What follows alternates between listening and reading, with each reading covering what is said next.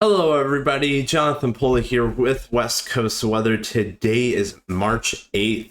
I hope everybody's having a great weekend so far. Mostly dry today, but we got an atmospheric river that's going to start finally moving south into Washington as we go into the morning on Sunday. And we can see this here looking at the trough and ridge positions on the European model. You can see we got this ridge of high pressure just over the interior of the Pacific Northwest, but then we have this trough. So this leaves this narrow band where we get the moisture flowing up from the subtropics in the form of an atmospheric river, which is just basically a large plume of moisture that kind of looks like a river in the sky. That's kind of where the name comes from.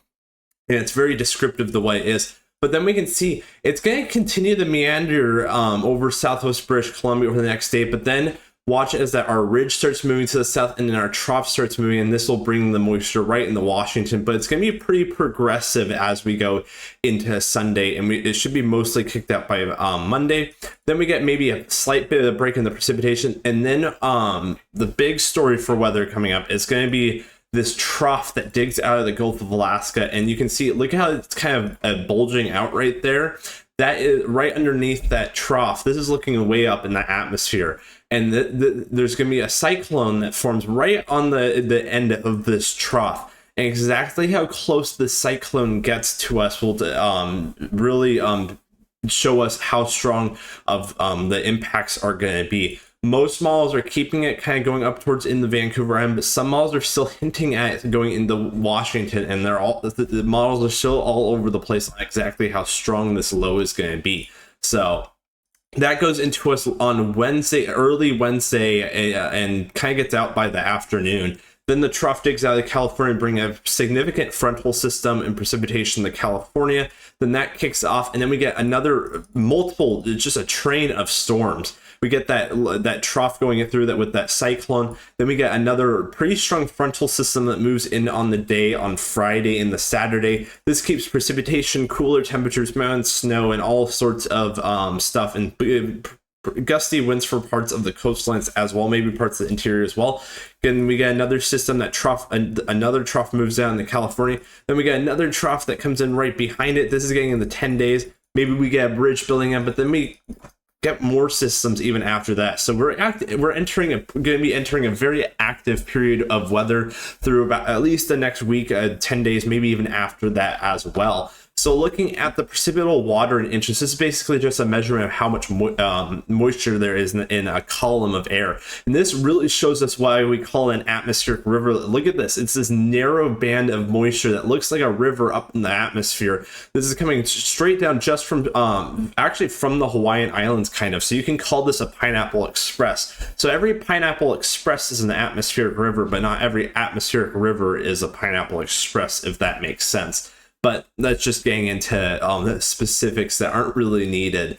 But we get this atmospheric river. It's pretty weak, but it lasts quite a while over British Columbia. It's bringing some pretty significant precipitation to parts of Vancouver Island, southwest BC. Even some of the North Shore mountains are getting some very heavy snow, and I'm pretty sure Whistler is getting a very nice dousing of snow up there as well. So that kicks off by the end of Sunday. Then watch this next plume of moisture, which it is an atmospheric river, but it doesn't last over a specific location long enough to be classified as one, because atmospheric rivers are classified based on how long they last and how strong and how much moisture there is with them.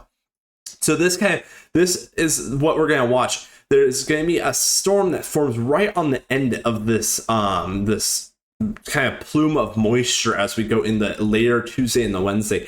Exactly how close this is and gets to Washington will really show us how strong of the impacts there are going to be. So let's take a closer look at things directly on the west coast. Here's Washington, Oregon, California, southwest British Columbia. You can see that just very easily the atmospheric river with the heavy snows up into the mountains of British Columbia. But you can see Vancouver Island just getting a dousing. Then the front moves through late Sunday morning into the afternoon, continuing precipitation down in Oregon down through Monday morning. But it kind of disintegrates as we move through. But then watch this cyclone form right off the coast. bringing a pretty strong 979 millibar low. You can see this low is a little too far to the northwest to really get us strong winds for the coast for Washington and Oregon. But it would still bring some gusty winds, and we're going to really need to watch this, because if we look at let's look at the GFS model for the same time. It's very similar. It has the low stronger, but even farther to the west. If we look at let's look at the UK model. This is another model I kind of look at from occasionally. I just look at, but look at this.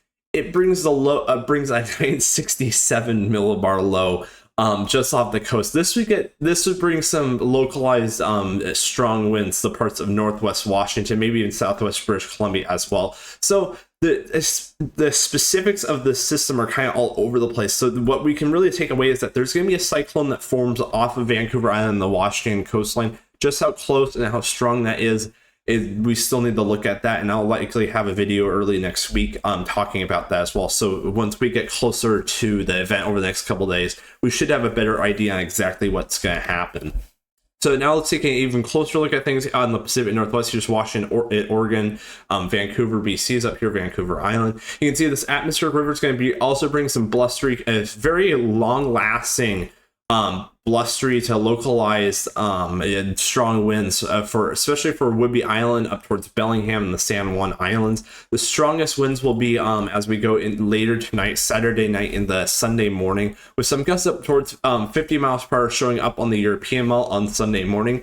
However, there's already been a gust of 52 miles per hour at Whidbey Island, higher than what models show, which is normal. Models tend to underdo wind speeds for the Whidbey Island area, and so I wouldn't be surprised to see some gusts up towards 55 miles per hour as we go through Sunday morning as well. And I know that there's some festivities going on. There's Muscle Fest going up in Coupeville on Whidbey Island, so it's going to be kind of pretty windy and rainy as we go into Sunday as well. Then the atmospheric river kicks off. Maybe get some westerly winds down the Strait on the Fuca for Whidbey Island, but just blustery. Maybe some blustery conditions for the Willamette Valley as well in parts of eastern Washington, with maybe some gusts 20 to 40 miles per hour for all those areas. But then we get the cyclone that forms. Look at the European model is not that strong. Maybe bring some gusts up towards 50, maybe 55 for some localized areas. But it would just mainly be a fast-moving, strong frontal system that we've dealt with multiple times this year.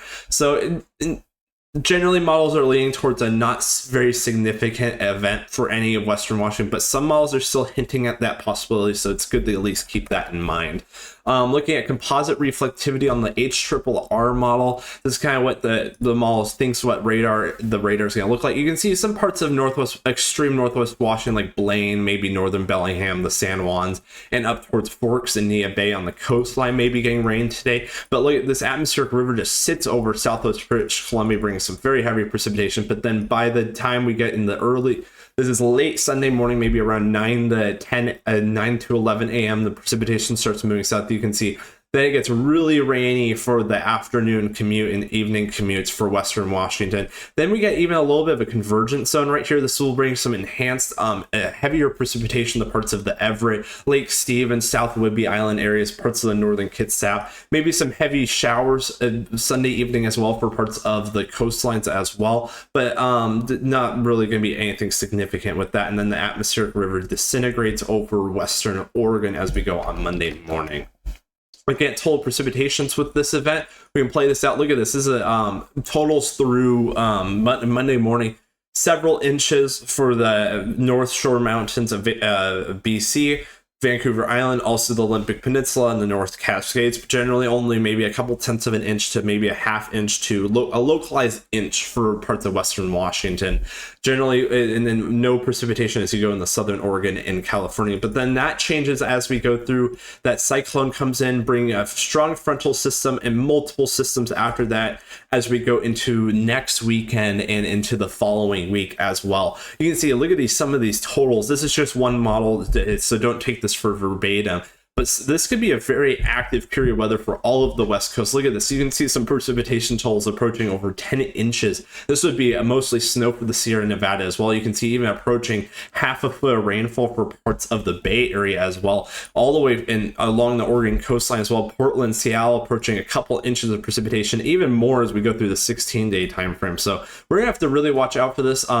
Thankfully, a lot of these systems after this atmospheric river look to be on the cold side, which would mean snow. And let's look at this. There's actually going to be a lot of snow for Southwest British Columbia. This is in inches. You can see there's going to be multiple feet of snow up there in the BC mountain ranges, even parts of Vancouver Island.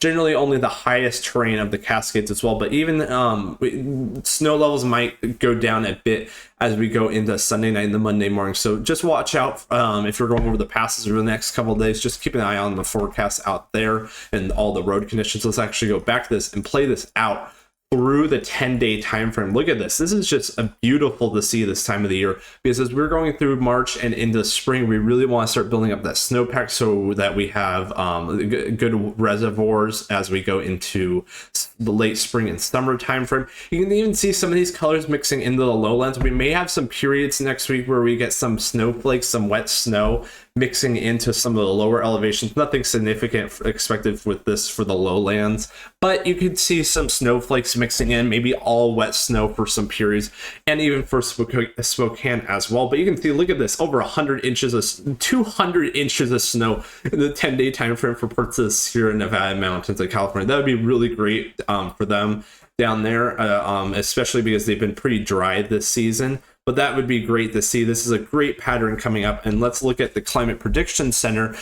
This is the 6 to 10-day temperature outlook for March 14th through the 18th. You can see below average expected for the West Coast. 6 to 10-day above average precipitation as well. 8 to 14-day temperature outlook. This is March 16th through the 22nd, so the middle of March. Below average temperatures being favored again, and above average precipitation. So this is a great setup for mountain snows and precipitation for the western United States. So hopefully all this comes to fruition, because we'll be doing really great with snowpack and stuff by the end of this period, hopefully. So hope everybody's enjoying their Saturday today. It's mostly nice out a lot of the area except for Southwest British Columbia, where the atmospheric river is. Blustery over parts of western Washington, nothing too significant over until about Wednesday, when that cyclone kind of approaches the coastline. We'll continue to look at that, and hopefully I will have some time to make another video either on Monday or Tuesday for that storm as well, to see if models have trended towards a weaker solution or stronger solution. So anyways, hope everybody's having a great weekend. Take care, God bless, and I'll talk to everybody in the next forecast video.